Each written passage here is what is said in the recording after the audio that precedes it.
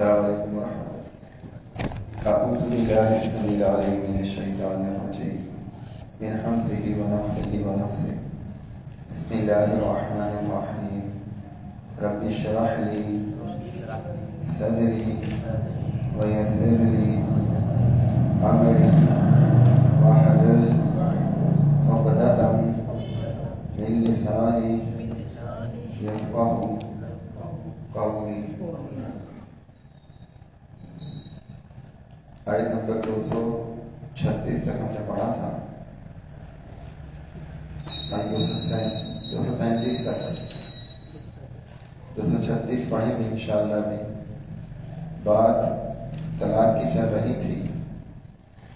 طلاق کے حوالے سے اللہ تعالیٰ نے احکامات جو ہمیں بتائے ہیں، وہ احکامات اتنے عمدہ ہیں کہ اگر ان پر عمل کیا جائے تو طلاق ہونے کے بعد بھی خاندان نہیں ٹوٹتے، کیونکہ پھر یہ سمجھ میں آتا کہ واقعی شرعاً کوئی ریزن ہے کہ یہ جوڑی چل نہیں پا رہی، زبردستی چلایا نہیں جا رہا، پھر دونوں کے درمیان جدائی ہو جاتی ہے، لیکن اس اچھے انداز اور احسن طریقے سے کہ پھر خاندانوں کے درمیان رنجشیں اور عداوتیں اور نفرتیں پیدا نہیں ہوتی۔ لیکن جس طریقے سے ہمارے ہاں طلاق ہوتی ہے، ہمارے ہاں جو روش اختیار کی جاتی ہے، وہ پوری ایک نسل کٹ کے رہ جاتی ہے۔ 10 12 15 سال تک کوئی بات چیت پھر ان دو گھروں میں نہیں ہوتی جہاں طلاق ہو جاتی ہے، الا یہ کہ اللہ تعالیٰ کوئی خاص فضل اور کرم فرما دے، وگرنہ معاملات بہت گمبھیر ہو جاتے ہیں۔ اب یہاں دیکھیں، اللہ تعالیٰ نے کچھ اور مسائل اس حوالے سے بیان کیے۔ فرمایا کہ لا جناح، نہیں کوئی گناہ، علیکم تم پر، ان طلقتم النساء، اگر تم طلاق دے دو، النساء عورتوں کو، ما لم تمسوہن، جب کہ نہ ہاتھ لگایا ہو تم نے ان کو، او تفریضوا لہن، اور نہ مقرر کیا ہو ان کے لیے، فریضۃً کچھ مہر، ومتعوہن، اور انہیں کچھ فائدہ دو۔ پہلی بات یہ بتائی کہ اگر تم نے نکاح کر لیا ہے اور تم نے طلاق دے دی، اور طلاق دی کہ ہاتھ نہیں لگایا، ہاتھ نہیں لگانے سے مراد کہ جسمانی تعلق قائم نہیں کیا، وگرنہ بسا اوقات نکاح ہو جاتا ہے تو لوگ ساتھ بٹھا دیتے ہیں، ہاتھ تو ٹچ ہو جاتا ہے، میاں بیوی ہیں، ہاتھ لگ گیا، لیکن ابھی رخصتی نہیں ہوئی۔ یہاں جس ہاتھ لگانے کا تذکرہ ہے وہ خاص وہ تعلق ہے جو شوہر اور بیوی کے درمیان ہوتا ہے، اور ایسا کوئی تعلق قائم نہیں ہوا، او تفریضوا لہن، اور نہ مقرر کیا ہے فریضۃً کچھ مہر بھی مقرر نہیں کیا، صرف نکاح کر دیا تھا، کوئی نہ مہر طے ہوا اور نہ رخصتی ہوئی، نتیجہ کیا ہوا؟ ان طلقتم النساء، تم نے طلاق دے دی، اب مہر تو طے ہی نہیں ہوا تھا۔ اب دیکھیں اللہ فرماتا ہے وَمَتِّعُوهُنَّ، اور انہیں کچھ فائدہ دو، طلاق دے دی تو انہیں کچھ دو، کتنا دو؟ عَلَى الْمُوسِعِ، اوپر خوشحال کے لیے ہے، قدرہ، اس کی حیثیت کے مطابق، جو مالدار ہے، خوشحال ہے، جس کے پاس مال اپنی حیثیت کے مطابق ہے، وہ اللہ نے اسے لاکھوں کروڑوں دیے ہیں، وہ 200-400 روپے دے دے، یہ بھی درست نہیں ہے۔ اب بولے میں نے تو خالی نکاح ہوا، کوئی رخصتی ہوئی نہیں، حق مہر طے بھی نہیں ہوا، لیکن اب طلاق دے رہے ہو، وہ آپ کی طرف منسوخ ہو گئی تھی، تو طلاق دیتے ہوئے اسے کچھ دو جو تمہاری حیثیت ہے، اور اگر حیثیت نہیں، کوئی غریب آدمی ہے، وَعَلَى الْمُقْتَرِ، اور اوپر تنگ دست کے ہے، قدرہ، اس کی حیثیت کے مطابق۔ اب جو تنگ دست ہے وہ تو اپنا گزارا مشکل سے کرتا ہے، لیکن اس کی حیثیت جو ہے اس کے مطابق وہ اسے کچھ دے۔ اسی وجہ سے بعض مفسرین کہتے ہیں کہ وہ ایک، اگر جو تنگ دست ہے وہ ایک پہننے کا جوڑا ہی دے دیں۔ اب آپ جوڑا دیں، سوٹ دیں یا کوئی گفٹ دیں اور بولے میں طلاق دے رہا ہوں، ہمارے معاشرے میں تو لوگ کہیں گے یہ پاگل ہے، طلاق بھی دے رہا، تحفے بھی دے رہا۔ کیوں؟ اللہ کی کتاب پر عمل نہیں ہے۔ ہم اگر اس پر عمل کرتے ہوئے کریں گے تو جسے طلاق بھی دی جا رہی، بتائیں اس کے دل میں آپ کے لیے کوئی نفرت آئے گی؟ چاہے کسی ریزن کی بنیاد پر وہ طلاق لے رہی ہے، جدائی لے رہی ہے، ٹھیک ہے، ذہنی ہم آہنگی نہیں ہے، کوئی اور معاملہ ہے، لیکن دلوں میں نفرتیں نہیں آئیں گی اگر ان احکامات پر عمل کیا جائے. متاعً بالمعروف، فائدہ دینا ہے بالمعروف، دستور کے موافق. حقاً علی المحسنین، یہ حق ہے، لازم ہے، علی المحسنین، نیکی کرنے والوں پر.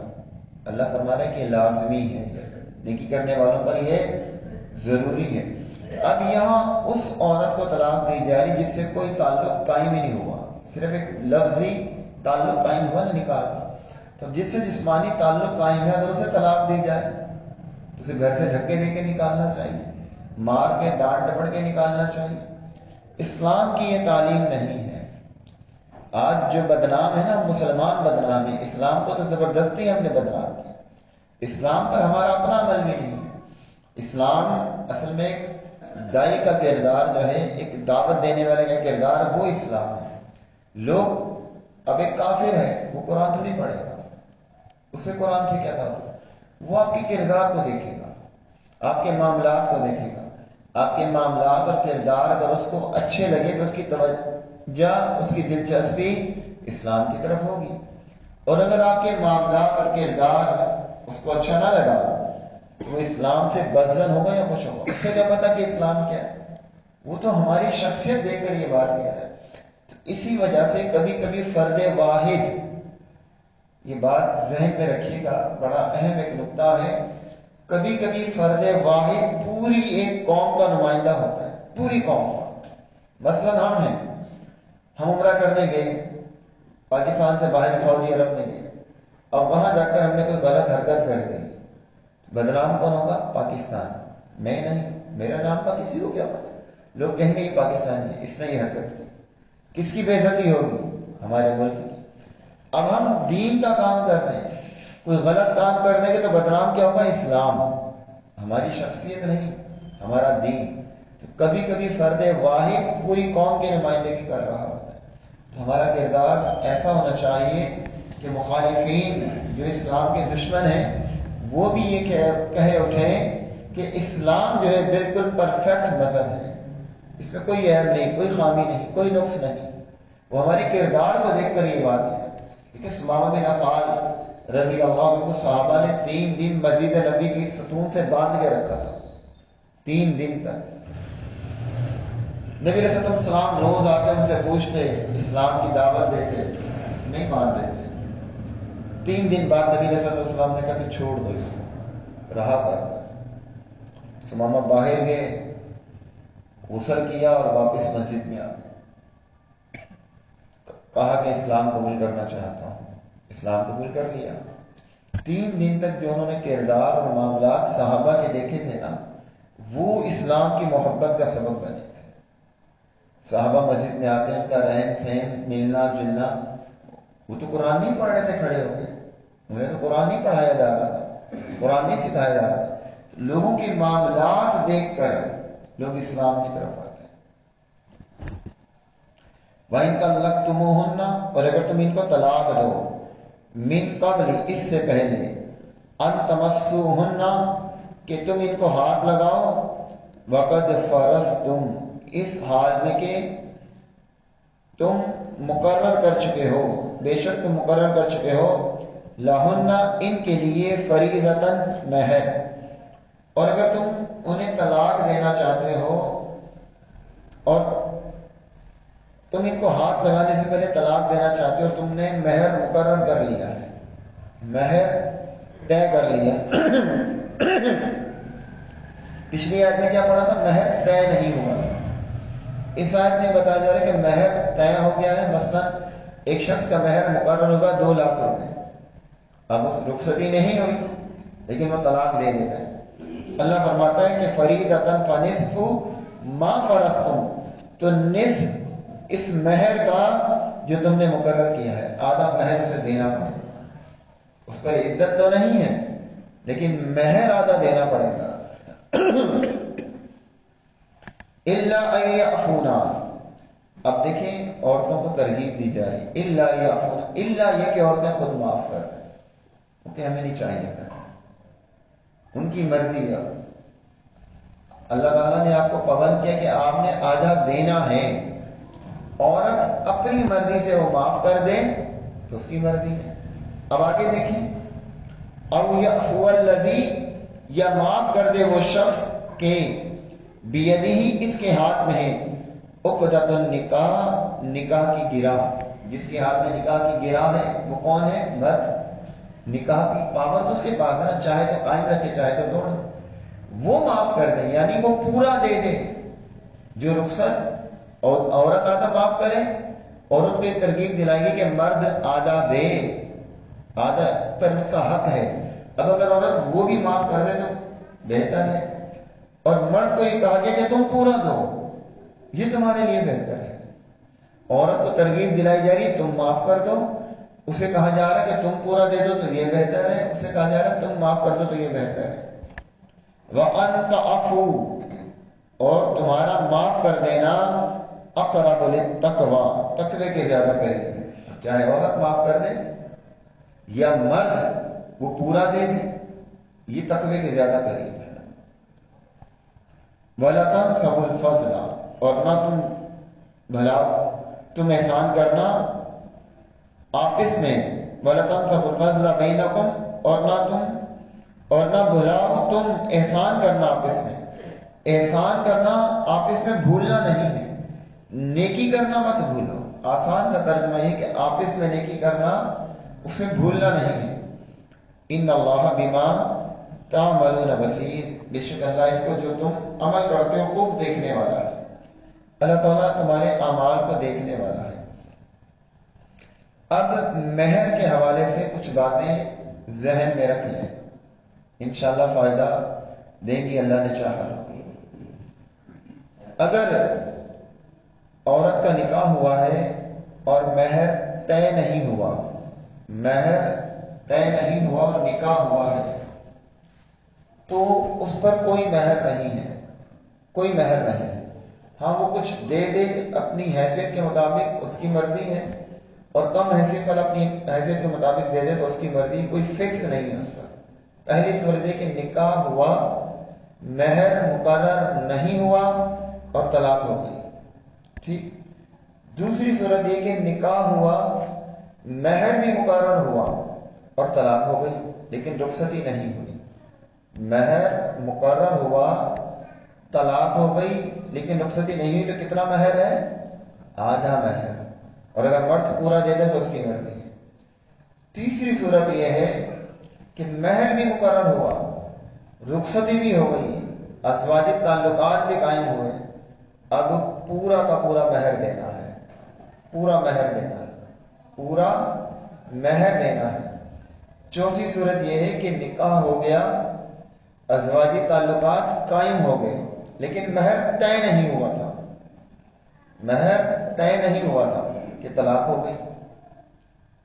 مہر طے ہونے سے پہلے ہی آج نکاح ہوا ہے، رخصتی ہوئی، اب کل یا پرسوں 2-4 دن میں طلاق ہو جاتی ہے، مہر میں کوئی ان کی بات چیت نہیں ہوئی تھی. اب کیا کریں گے؟ اب تو عورت پھیل جائے گی، مجھے تو اتنا مہر چاہیے، یا مرد کہے گا میں تو اتنا دوں گا. اب اس کے یہ کیس آیا تھا عبداللہ بن مسعود رضی اللہ عنہ کے پاس. لوگوں نے آ کر یہ مسئلہ پوچھا، ابو داؤد کی روایت ہے، سنن نسائی میں بھی. مختلف لوگوں سے پوچھتے رہے کہ نکاح ہوا اور پھر یہ معاملہ ہوا اور مہر طے نہیں ہوا تھا، اب کیا مہر دیا جائے؟ انہوں نے کہا تم کسی اور کے پاس جاؤ. لوگ ادھر ادھر گئے، کوئی جواب نہیں دے رہا تھا. کہا کہ صحابی رسول عبداللہ بن مسعود رضی اللہ عنہ انہی کے پاس جاؤ، وہی جواب دیں. اس حدیث میں آتا ہے سنن نسائی میں کہ 1 مہینہ لوگ چکر لگاتے رہے ان کے پاس، 1 مہینہ کہ ہمیں اس مسئلے کا حل بتاؤ. وہ کہتے تھے مجھے پتہ ہی نہیں، میں کیسے بتاؤں؟ ہمارے ہاں تو ہم نے بتانا ہے، پتہ ہو یا نہ پتہ ہو. بلکہ کسی اور سے بھی پوچھا جائے نا تو ہم بیچ میں بول پڑتے ہیں. اس کا جواب یہ ہے، ہماری ذمہ داری بتانے کی ہے، یہ نہیں کہ ہمیں علم ہو یا نہ ہو. عبداللہ بن مسعود رضی اللہ عنہ جب انہوں نے بہت مجبور کر دیا، انہوں نے کہا میں تمہیں بتاتا ہوں، لیکن اگر کبھی اس کے خلاف تمہیں کوئی نبی علیہ السلام کا فرمان مل جائے تو میری اس بات کو چھوڑ دینا، پھر میری اس بات کو پکڑ کے مت رکھنا. یہ الفاظ سنن نسائی میں ہیں. عبداللہ بن مسعود رضی اللہ عنہ نے فرمایا کہ جو مہر اس عورت کے خاندان کی عورتوں کا ہوتا تھا وہ مہر دیا جائے گا. دیکھا جائے گا کہ اس کی بہنوں کو کتنا ملا، اس کی خالہ کو کتنا ملا، اس کی پھوپھی کو کتنا ملا۔ اب خالوں کو ملتا تھا 10,000، پھوپھی کو ملتا تھا 12,000، بہن کو ملا 15,000، تو 10-15,000 ایک لمٹ ہے اس خاندان میں۔ ابھی اگر 25 لاکھ کا مطالبہ کرتی تو وہ غلط ہوگا، تو جتنا اس کے خاندان کی عورتوں کو ملتا تھا وہ دیا جائے۔ جب انہوں نے یہ فتویٰ دیا، جو فتویٰ دیا تو بات معلوم ہو گئی، تو ایک شخص عبداللہ بن مسعود رضی اللہ عنہ کے پاس آیا اور کہا کہ میں اس بات کی گواہی دیتا ہوں کہ یہ مسئلہ رسول اللہ علیہ وسلم کے سامنے آیا تھا، یہی مسئلہ ہے، اور آپ نے وہی فیصلہ کیا تھا جو آپ نے کیا کہ جو خاندان کی عورتوں کا مہر ہے وہ دیا جائے۔ عبداللہ بن مسعود رضی اللہ عنہ مجھے اس مسئلے سے، اس بات سے اتنی زیادہ خوشی ہوئی کہ میں بیان نہیں کر سکتا۔ اب خیر یہ الگ بات تھی، ٹاپک چوتھا یہ کہ وہ مہر طے نہیں ہوا، اب وہ مہر دیا جائے گا جو خاندان کی عورتوں کا ہے۔ ٹھیک ہے، بات سمجھ میں آ گئی۔ اب بات تو طلاق کی ہو رہی تھی، طلاق کی بات ہوتے ہوتے موضوع ایک دم تبدیل ہو گیا، آگے آیتیں آئیں گی بھی طلاق کی، موضوع طلاق کا چل رہا ہے، لیکن بیچ میں ایک آیت الگ سے آ گئی۔ کیا آیت آئی ہے؟ حافظوا علی الصلوات، تم حفاظت کرو علی الصلوات سب نمازوں کی، والصلاۃ الوسطی اور خصوصاً درمیانی نماز کی، وقوم اور تم کھڑے ہو، للہ اللہ کے لیے، قانتین عاجزی کرتے ہوئے، سب نمازوں کی حفاظت کرو، خاص طور پر درمیانی نماز کی۔ نمازوں کی حفاظت کیسے کریں؟ حفاظت کیسے کی جاتی ہے؟ پانچوں نمازوں کی حفاظت کرنی ہے، خاص طور پر درمیانی نماز کی۔ درمیانی نماز کون سی ہے؟ بعض لوگ کہتے ہیں فجر ہے، وہ کہتے ہیں مغرب عشاء، رات دن شروع ہو جاتا ہے اسلامی اعتبار سے، فجر درمیانی نماز ہے، پھر ظہر اور عصر ہے۔ لیکن نبی علیہ السلام کی حدیث صحیح بخاری میں ہے، جنگ خندق میں مشرکین نے آپ کو محاصرہ کیے رکھا اور آپ عصر کی نماز نہ پڑھ سکے، سورج غروب ہو گیا۔ نبی علیہ السلام نے کہا کہ اللہ ان کے گھروں کو اور قبروں کو آگ سے بھر دے، انہوں نے ہمیں صلاۃ وسطیٰ سے روک دیا۔ آپ نے عصر کی نماز کو صلاۃ وسطیٰ کہا، سارے اختلاف ختم ہو جاتے ہیں۔ اب اگر کوئی فجر کہے یا مغرب کہے یا عصر کہے یا ظہر کہے، کچھ بھی کہیں اس کی مرضی ہے۔ نبی علیہ السلام نے عصر کی نماز کو کہا، حدیث صحیح بخاری میں ہے۔ عصر کی نماز کی بہت اہمیت بتلائی گئی، فرمایا کہ جو شخص عصر کی نماز نہیں پڑھتا، نہیں پڑھنے سے مراد یہ کہ لیٹ کرتا ہے، سورج غروب ہونے کے بعد پڑھتا ہے، من ترک صلاۃ العصر فقد حبط عملہ، اس کی زندگی کے سارے اعمال ضائع ہو جاتے ہیں۔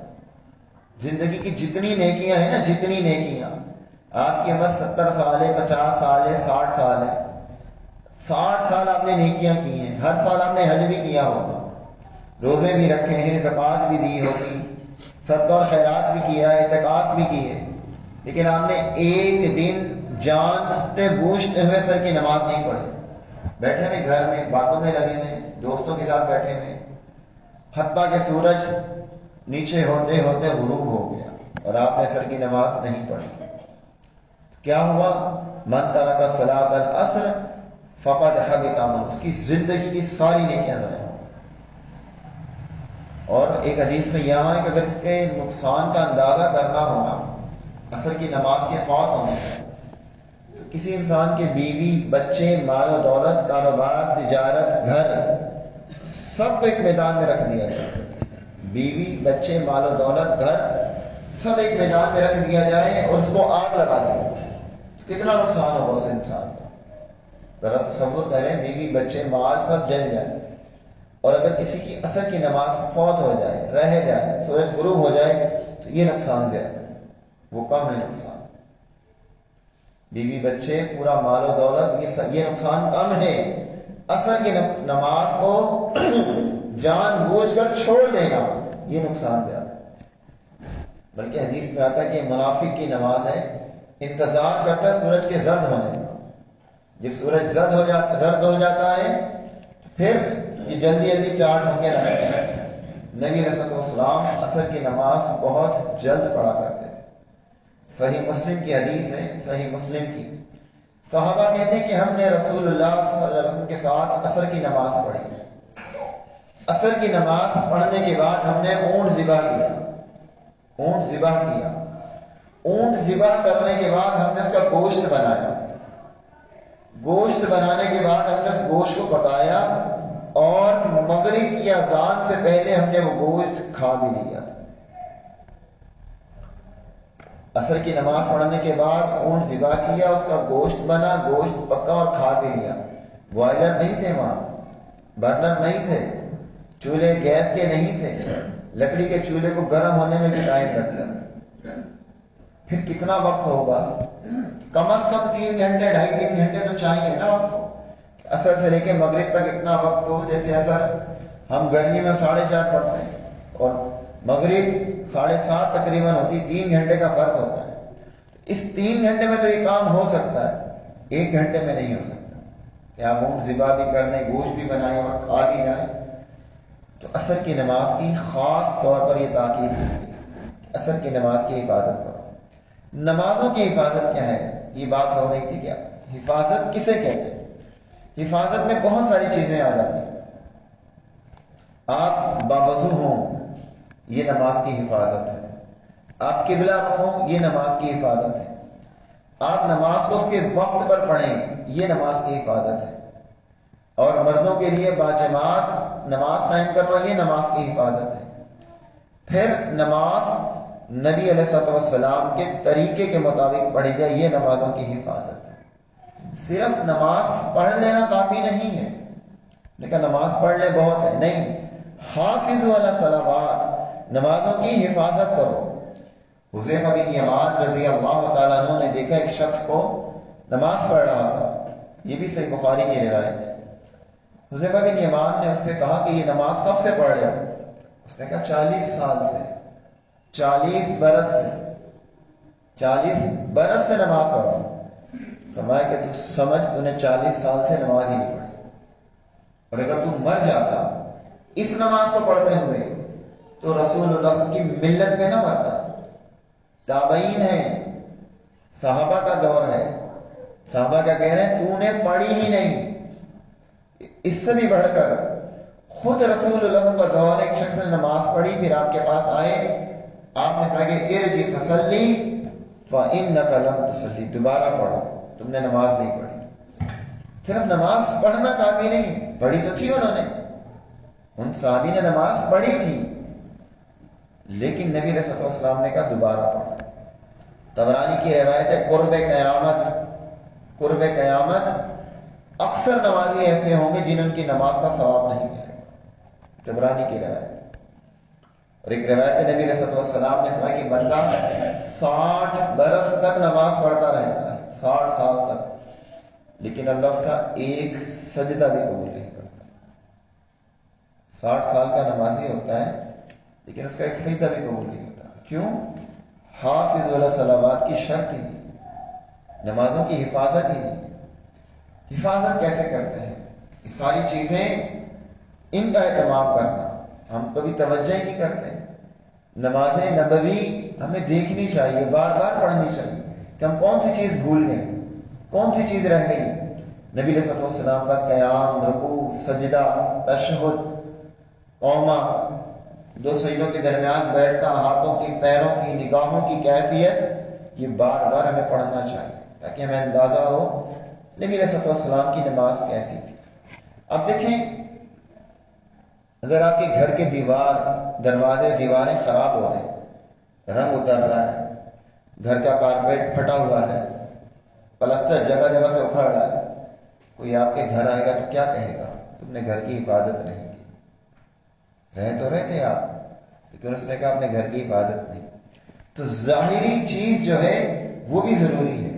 اچھا، اگر آپ ڈیکوریٹ کے اعتبار سے اپنے گھر کو اپڈیٹ رکھیں، کوئی نقص اور خامی نظر نہ آئے، لیکن آپ کے بچے بگڑے ہوئے ہوں، بد زبان ہوں، بد اخلاق ہوں، بے دین ہوں، پھر بھی لوگ کیا کہتے ہیں؟ اس نے اپنے گھر کو بگاڑ دیا. پھر بھی گھر ہی کہا جاتا ہے کہ اس نے اپنے گھر کو بگاڑ دیا، اس نے گھر کی اصلاح نہیں کی، گھر کی حفاظت نہیں کی. نماز کی کیفیت بھی یہی ہے، ظاہری کیفیت اوقات کی، پھر قبلے کی، طہارت کی، 5 وقتہ نمازوں کی 5 پڑھنی ہے، یہ ظاہری کیفیت بھی ہو اور اندرونی کیفیت کے نبی علیہ السلام کے طریقے پر بھی ہو۔ صلو کما رأیتمونی اصلی، نماز ویسے پڑھو جیسے مجھے پڑھتے ہوئے دیکھتے ہو۔ وقوموا للہ قانتین، اور اللہ کے لیے عاجزی کرتے رہو، قانتین عاجزی کرتے رہو۔ صحابہ جب نماز پڑھتے تھے نا، نماز میں کھڑے ہوتے تھے، تو کوئی آ کر انہیں سلام کرتا تھا، وہ کہتے تھے وعلیکم السلام، نماز میں ہی جواب دیتے تھے۔ پھر یہ آیت نازل ہوئی وقوموا للہ قانتین، اللہ کے لیے عاجزی اختیار کرو۔ اس آیت کے نازل ہونے کے بعد انہیں منع کر دیا گیا کہ نماز میں سلام کا جواب نہیں دینا، نماز میں بات چیت سے منع کر دیا۔ پہلے بولتے تھے، اس آیت کے نزول کے بعد منع کر دیا گیا، اب وعلیکم السلام نہیں کہنا آپ نے۔ اگر کوئی سلام کر دے تو ہاتھ کا اشارہ کر دیں، اگر آپ نے ہاتھ باندھے میں تو ہاتھ سے اشارہ کر دیں، رکوع میں تو تب اشارہ کر دیں، سجدے میں تو ہاتھ سے اشارہ کر دیں، بس۔ جب ترمذی کی روایت ہے نبی علیہ السلام کو سلام کیا گیا، آپ نے ہاتھ سے اشارہ کیا۔ اگلی بات کہ فَإِنْ خِفْتُمْ، پھر اگر تم حالت خوف میں ہو، فَرِجَالًا، تو پڑھ لو نماز، پیدل پڑھ لو۔ خوف کی حالت میں جیسے مرضی پڑھو۔ خوف کی حالت ہے نا، اب آپ کے پیچھے دشمن لگا ہوا ہے یا سیلاب آ رہا ہے، اب بھاگ رہے ہو، اب بھاگتے بھاگتے نماز کا ٹائم ہو گیا، اب آپ بھاگ رہے تو نماز پڑھوں گا تو دشمن سر پہ آ جائے گا، اور اگر بھاگتا رہوں گا تو نماز کا وقت چلا جائے گا۔ اللہ نے آپ پر رخصت دے دی کہ جیسے چاہو پڑھو، بھاگتے میں بھی پڑھو، چلتے میں بھی پڑھو، وقت پر پڑھنی ہے۔ اب آپ اندازہ کریں وقت کا، جنگ خندق میں جو نمازیں فوت ہوئی تھی نبی علیہ السلام کی، یہ آیات، یہ حکم نازل نہیں ہوئے تھے۔ اگر یہ حکم نازل ہوئے تھے تو پھر آپ کی نمازیں فوت نہ ہوتی۔ بعد میں جنگ کی حالت میں بھی نماز پڑھنے کا حکم آیا، سورہ نساء میں آیا کہ آپ تلوار چلا رہے ہیں، دشمن سے مقابلہ کر رہے ہیں، اس کیفیت میں بھی اب نماز کا وقت آ گیا تو شروع کرو نماز، تلوار چلاتے جاؤ، لڑتے جاؤ، نماز پڑھتے جاؤ۔ اب حالت خوف میں کیسے پڑھنی ہے؟ فارجالا، پیدل بھی پڑھو، چلتے ہوئے پڑھو، اور رکبانا، یا سواری پہ پڑھو، اگر سواری پر ہو تو اس پہ بھی پڑھو، خوف کی حالت ہے۔ فَإِذَا أَمِنْتُمْ، اب بڑا اہم نکتہ ہے ان لوگوں کے لیے جو کہتے ہیں بس نماز پڑھو، کہتے ہیں صرف نماز پڑھو، اور اس حدیث سے چڑھتے ہیں وہ، صلو کما رأیتمونی اصلی، اس حدیث سے چڑھتے ہیں وہ۔ اب انہیں یہ حدیث سنائے نا کہ رسول اللہ نے فرمایا کہ نماز ویسے پڑھو جیسے میں نے پڑھی ہے، انہیں چڑ سی آتی ہے۔ لیکن اس آیت کو سمجھیں، فرمایا فَإِذَا أَمِنْتُمْ، پھر جب تم امن میں آ جاؤ، کس کا تذکرہ ہو رہا تھا؟ نماز کا۔ اللہ فرماتا ہے فَاذْكُرُوا اللَّهَ، تو اللہ کو یاد کرو، كَمَا عَلَّمَكُمْ، جس طرح اس نے سکھایا ہے۔ جب حالت امن میں آ جاؤ پھر نماز ویسے پڑھنی جیسے اللہ نے سکھائی ہے، اور امن نہیں ہے، خوف ہے، تو بھلے سوار، پیدل، لڑتے ہوئے، دوڑتے ہوئے، جیسے مرضی پڑھو۔ حالت امن میں ویسے پڑھنی ہے کما علمکم، جیسے اللہ نے سکھایا۔ اللہ نے کس کے ذریعے سکھایا؟ جبرائیل کے ذریعے۔ اور کون کس کو سکھا کر گئے؟ جبرائیل رسول اللہ صلی اللہ علیہ وسلم کو سکھلا کر گئے۔ اور پھر آپ نے حکم دیا کہ صلو کما رأیتمونی اصلی، ویسے پڑھو جیسے میں نے پڑھی۔ اللہ کا حکم ہے کہ امن میں ویسے پڑھنی ہے، ویسے اللہ کا ذکر کرنا ہے جیسے اللہ نے سکھایا۔ نماز اللہ کا ذکر ہے، اقیم الصلاۃ لذکری، نماز پڑھو میرے ذکر کے لیے۔ نماز ہی تو ذکر ہے سب سے بڑھ کر۔ ما لم تکونوا تعلمون، وہ جو تم نہیں جانتے تھے، تمہیں وہ طریقہ نہیں پتا تھا کہ اللہ کو کیسے یاد کرو، اللہ کے آگے کیسے جھکنا ہے، اللہ نے سکھلا دیا، اب اس طریقے سے پڑھنا ہے۔ ہاں اگر خوف ہے، کوئی پریشانی ہے، کوئی سبب ہے، کوئی مرض ہے، جیسے ہو پڑھ لو، پڑھنی ہے، چھوڑنی نہیں ہے۔ کیا بات سمجھ میں آئی؟ کہ نماز پڑھنی ہے، 5 پڑھنی ہے، اللہ نے جیسی سکھلائی ہے ویسی پڑھنی، مرضی کے لیے پڑھنی۔ سمجھ میں آ گئی بات؟ اللہ تعالیٰ ہم سب کو اخلاص کے ساتھ عمل کی توفیق عطا فرمائے۔ ہم سوچ رہے تھے یہ مضمون طلاق کا مکمل ہو جائے گا، لیکن ابھی بھی 2 آیات رہ گئی ہیں۔ انشاءاللہ کل اللہ نے چاہا تو یہ مضمون 3 آیات باقی ہیں، اس حوالے سے 2-3 آیات انشاءاللہ کل مکمل ہو جائے گا۔ کوئی سوال یا بات آپ کے ذہن میں ہے تو پوچھ لیں. اس میں ہے کہ بلکہ پڑھ لیں کیونکہ یہ آیت وہ ہے منسوخ آیت ہے, ٹائم نہیں لگے گا انشاءاللہ. والذین یتوفون, وہ لوگ جو فوت کر دیے جائیں, منکم تم میں سے, ویذرون اور وہ چھوڑ جائیں, ازواجن بیویاں, وصیتاً ان پر لازم ہے وصیت کرنا, لیے ازواجن اپنی بیویوں کے لیے, متاعن خرچ دینے کی, الی الحول 1 سال تک, غیر اخراج بغیر گھر سے نکالنے کے, فَإِنْ خَرَجْنَا پھر اگر وہ خود نکل جائیں, فَلَا جُنَاحَ عَلَيْكُمْ تو نہیں کوئی گناہ تم پر, فِيمَا فَعَلْنَا اس میں جو وہ کریں, فِي أَنفُسِهِنَّ اپنے حق میں, مِن معروف دستور کے موافق, وَاللَّهُ عَزِيزٌ حَكِيمٌ اور اللہ بڑا غالب خوب حکمت والا ہے. اس آیت میں یہ بات بتلائی گئی تھی کہ جب کوئی شخص فوت ہو جائے اور اس کی بیوی ہو تو وصیت کر کے جائے کہ 1 سال تک بیوی گھر سے باہر نہیں نکلے گی. ہم نے یہ بات شروع میں بتائی تھی سورہ بقرہ میں جب ہم پڑھ رہے تھے پہلے بارے میں کہ ما ننسخ من آیۃ او ننسیھا نأتی بخیر منھا او مثلھا, ہم جس آیت کو چاہتے ہیں منسوخ کر دیتے ہیں, جس کو چاہتے ہیں باقی رکھتے ہیں. ہم نے یہ مثال دی تھی کہ آیت نمبر 240 233 سے منسوخ ہے. کس آیت سے منسوخ ہے کہ اللہ تعالیٰ نے 4 مہینے 10 دن کی عدت رکھ دی, یہ آیت منسوخ. وہاں 4 مہینے 10 دن ہے یا 1 سال ہے کہ 1 سال تک گھر سے نہ نکلے. تو اب یہ آیت چونکہ حکماً منسوخ ہے لیکن تلاوت کے اعتبار سے قائم ہے. وللمطلقات اور واسطے متعلقہ عورتوں کے, متاع بالمعروف فائدہ پہنچانا ہے دستور کے مطابق. اب ایک عام بات بیان کی گئی کہ جتنی طلاق والیاں ہیں وہ کسی بھی اعتبار سے طلاق ہو, چاہے حق مہر مقرر کیا ہو, رخصتی ہوئی ہو یا نہ ہوئی ہو, یا حق مہر نہ مقرر کیا گیا ہو, ہر متعلقہ کو فائدہ دینا ہے, ہر طلاق والی کو فائدہ دینا ہے. یہ اللہ کا حکم ہے. حقاً یہ حق ہے کس پر, علی المتقین تقوی والوں پر. یہاں علی المومنین بھی نہیں کہا, یا متقین کہا. یہ کام وہی کرتا ہے جس کے اندر اللہ کا بہت ڈر اور خوف ہوتا ہے. کذالک یبین اللہ, اسی طرح بیان فرماتا ہے اللہ, لکم تمہارے لیے, آیاتی اپنی آیتیں, لعلکم تعقلون تاکہ تم سمجھو. اللہ تعالیٰ کے یہ احکامات ہیں اللہ نے بیان فرمائے ہیں تاکہ تم سمجھ سے کام کرو. الحمدللہ یہ مضمون یہاں طلاق کا مکمل ہوا. آگے بھی کچھ باتیں آئیں گی اپنے مقامات پر, لیکن یہاں یہ مضمون مکمل ہوا. کوئی سوال آپ کے ذہن میں تو آپ پوچھ لیں.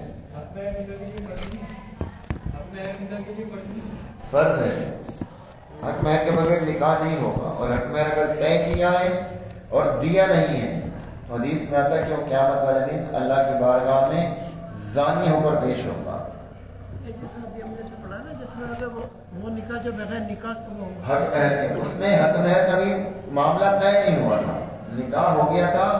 یہ ضروری نہیں کہ حق مہر آپ اسی ٹائم مقرر کریں, 2-4 دن بعد بھی مقرر کر سکتے ہیں, لیکن ہونا ضروری ہے. بہتر تو یہ کہ جب نکاح ہوا ہے تو اس ٹائم دینا چاہیے, اسی وقت دینا چاہیے, وگرنہ بعد میں بھی دیا جا سکتا ہے. وہ پھر اللہ کے ہاں حدیث میں آتا ہے کہ زانی ہو کر پیش ہوگا. حق مہر کچھ بھی ہو سکتا ہے, جیسے ایک صحابی کا تھا قرآن کی صورت کے یاد کروا دیں, اب اسی ٹائم تو یاد نہیں ہو سکتی تھی. حق مہر تو طے ہو گیا تھا لیکن یاد اسی ٹائم نہیں ہو سکتی تھی. اب ام سلیم کا حق مہر اس دن وہ محمد مرزا صاحب بتا رہے تھے کہ ان کا اسلام قبول کرنا تھا ابو طلحہ کا, وہ پہلے اسلام قبول کر لیا, پہلے ہی حق مہر ہو گیا, نکاح بعد میں ہوا.